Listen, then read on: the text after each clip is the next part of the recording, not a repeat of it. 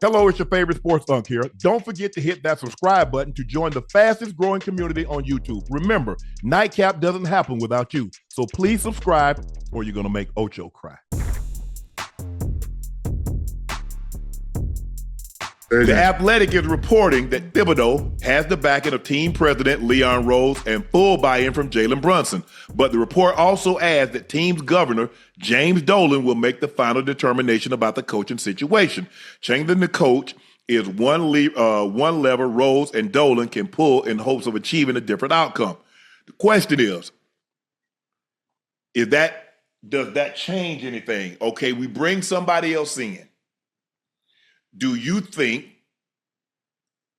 that changes anything, Joe? No, I don't. Not if you don't bring different personnel in. You got to bring some help up, get some depth on that bench. That's what they're lacking. Yeah, stop worrying your starting five out throughout the entire season. Then they get in the postseason, it's even more of a grind. So as you can see, when they got later in that series against the Pacers, even Brunson, they just got tired, man. It's only so much they can do. Yep. They got to have a couple guys who can come off that bench. And I understand Robinson and the other little guard, they come off the bench. The guard, they come off the bench. Miles McBride, Deuce McBride. I like him too. I like both of them come off the bench, but you need a few more guys who can come off. Yeah, you need about 2 or 3 of them though. Yeah, I know, man. You got to find some dudes that's hungry. It's a lot of cats out here hungry. You just got to find some who you think that's ready to play. His insistence on playing starters heavy minutes has long drawn the ire of fans and players. In March, Mikal Bridges, who led the Knicks in minutes at 37 per game, which ranked 4th in the league, voiced his complaints about playing so much. Sometimes it's not fun on the body. You want that as a coach, but I also talked to him a little bit knowing that we've got a good enough team where our bench can come in and we don't need to play 48, 47 minutes a night. But that's been his every name a place. Go back and look at Chicago. Look how many minutes Rose played. Look how many minutes Jimmy Butler played. Joakim Noah. Look at how many minutes they played. Okay, fast forward. Go to Minnesota. See how many minutes they played. Okay, fast forward. Go to the Knicks. See how many minutes his starters play.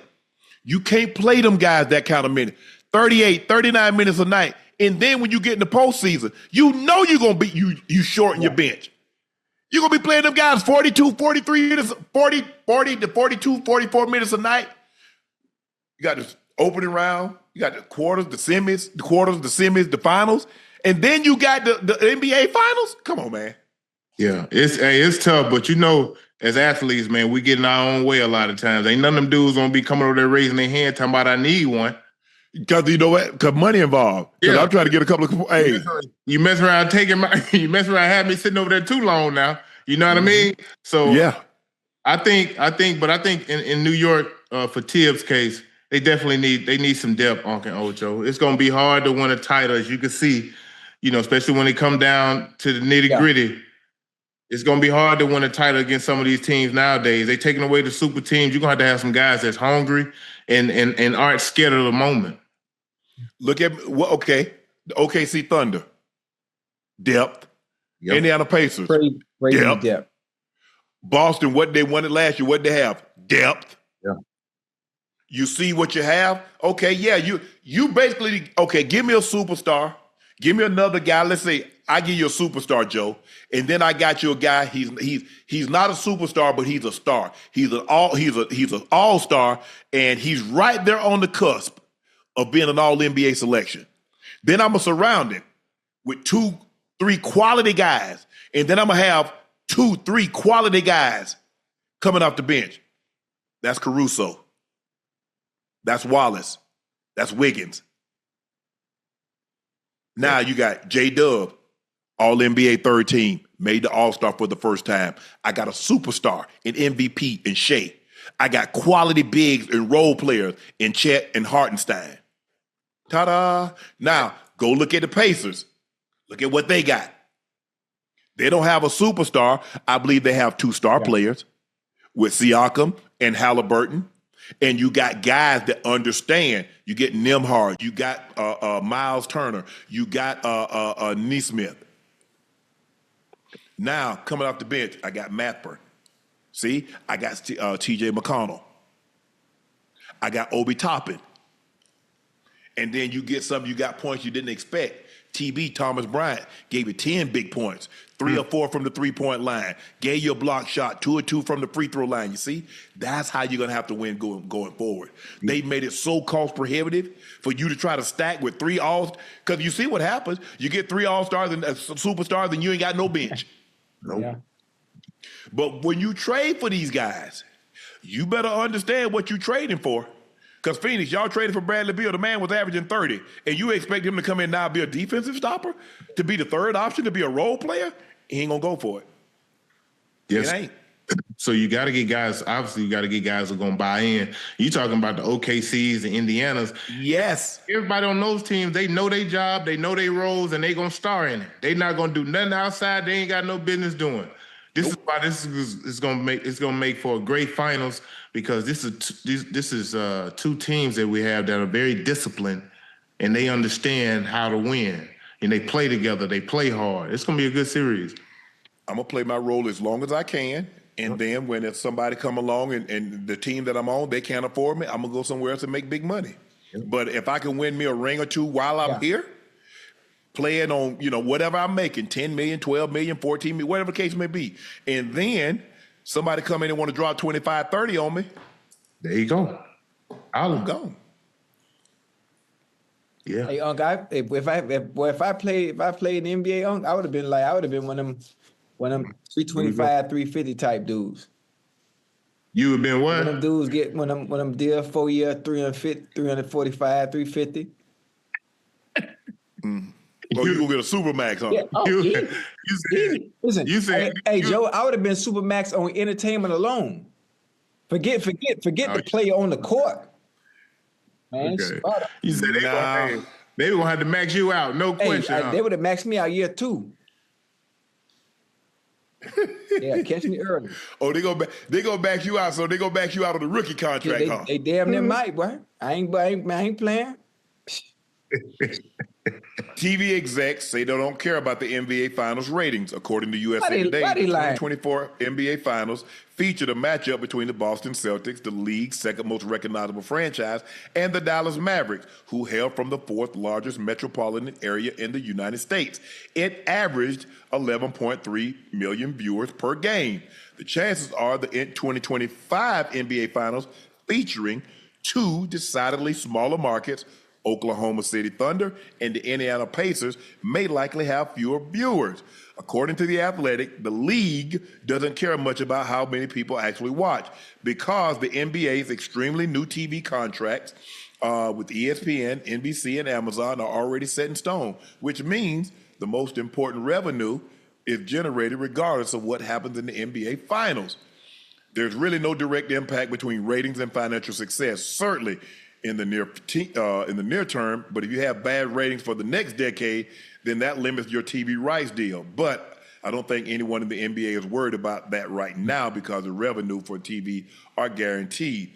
The NBA is not hooked on for anything other than longtime TV executives said this is the network's problem. Does everyone want Knicks-Lakers finals? Sure. But here's the thing, Ocho. When you pay big money, the advertisers, that's how you recoup your money. That's why football, Joe, for the Super Bowl commercial, they have 250. Yeah. They get $7 million every 30 seconds. Damn. Now, if I got a bad matchup, nah, bro, I ain't gonna be able to do that one. Because I got to recoup something. What they signed? 11 years, 77 billion? 11 years, 77 billion. Now, I shelled that out. Joe, I got to get some of that back. Yeah. I got to get some of that back. I'm not sure what my bad. I gave him too much. I gave him $1 billion too much. 11 years, 76 billion. I don't know what executive said this, that having 2 small market teams in the finals doesn't matter based on, the ratings. I mean, come on now. Yeah, it affects everything. Because people not go. First of all, people not really. It's not like they're watching basketball in droves as it is. At least they want the Knicks, they want the Lakers, they want Celtics, they want things that they recognize. Because a lot of people are not like, we watch it because that's what we do. A lot of times people are just casual. Who's playing? Who? Oklahoma City got a team? I mean, that's what people are asking. I mean, if you're a basketball fan, obviously you know that. You know who Shea is. But there are a lot of people that just sit down and maybe the only time that they watch it is going to be this. Yeah. Because people are not sitting around watching. Look, I promise you, if Jacksonville and who's a small market NFC team? Jacksonville, Seattle. Who's a small market NFC team? Oh, Jacksonville, Carolina. You don't think the TV? I'm like, whoa, god dang. Tampa Bay, come on now. You want big markets or you want big names? Yeah. I would like to have them both. You know what I'm saying? The Lakers, when the Lakers and Celtics, I got Larry Bird, I got Magic Johnson, I got Kareem, I got McHale, I got Worthy, I got Parrish. Oh, look at the coaches. Pat Riley, Casey Jones, Bill Fitch. Them historic. All power across the board. Oh, you got LeBron. Now, think about it. You got a small market, but you got LeBron. And you got Chef Steph. Now you got Steph Curry, and you got Kevin Durant. Hey, look, I understand. I understand all that. I understand what you and Ocho saying. But I do think this is going to be an interesting finals, though. Like, I'm very intrigued on how this is going to go.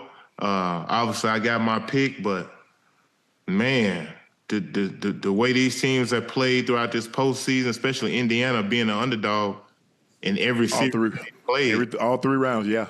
I mean, how many times are we going to keep counting them out? And the funny thing about it, I think about it for people that aren't really basketball fans. I think there's nothing that is going to be able to pull the viewer who doesn't watch basketball based on the teams that are in the finals. Who's the draw outside of SGA? If you're not a basketball fan. Now, people that love the game of basketball, Joe, Unc, well, obviously me, we tune it in. We watch. Yeah, we're going to watch regardless. But, because we're fans of the game. But everybody's not a diehard, though, Ocho, is what you're saying. Everybody's not a diehard. Now, if the Celtics was playing or the Knicks are playing, hell, it could be somebody that don't even watch basketball. But, oh, yeah, I know about the goddamn Knicks. I can relate to them a little bit. You know about the Celtics. Even though I don't watch the game, I'm finna tune in just because. Yeah. Shaq says he thinks all markets are the same in the NBA. Social media is the market now. Not every market is the same. Nobody cares what city you're in anymore. This ain't the 90s. I don't know if I agree with that. Well, I think he's saying because of social media, the world is a lot smaller, meaning it's not many moments that you're going to miss. I don't care where you... Oh, no, yeah. Yeah. You're going to catch every moment as opposed to back in the 90s. If you wasn't watching the game, then you missed it, it. You know what I mean? But the problem is, Joe and Ocho, I think, is that when you look at it, if the two teams look at let's just say for the sake of argument, this wasn't the NBA Finals. On a Tuesday night, you watching Indiana and OKC? Now I'm gonna give you that same Tuesday night. I'm gonna give you Boston and the Lakers. Are you watching? I tell you what else I do? I give you the Knicks and Golden State. You're watching. So markets do matter. They do. Yeah, and listen, outside of markets, the players playing also. Yeah, absolutely. Because here's the thing. That's a superstar-driven league. That's why you want one, and that's why you get him. That's why everybody was shocked. Man, y'all got Luka. Y'all traded him. He 25. He about to be. He turned 26 in 2 months.